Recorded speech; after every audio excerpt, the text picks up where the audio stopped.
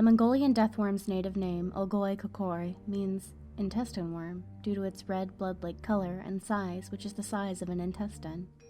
It has been described by many to be from 5 to 2 feet long, have the ability to spit out a corrosive yellow saliva, and to generate blasts of electricity. However, the latter power is thought of being folkloric by the nomads of the Gobi. Western culture has come to call this monster the Mongolian deathworm. Mongolian nomads believe the giant worm covers its prey with an acidic substance that turns everything into a corroded yellow color. Legend says that as the creature begins to attack, it raises half its body out of the sand and starts to inflate until it explodes, releasing the lethal poison all over the unfortunate victim.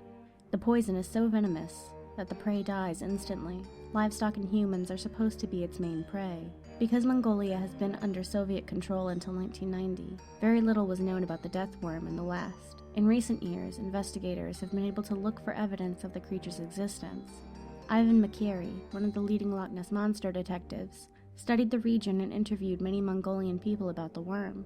Due to the sheer volume of sightings and strange deaths, he came to the conclusion that the deathworm was more than just a legend. Nobody is entirely sure what the worm actually is.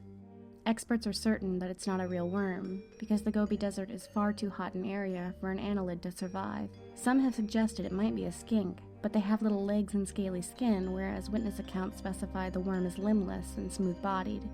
The most probable explanation is that the deathworm is a new species of Amphibiana, or worm lizard, a group of burrowing reptiles.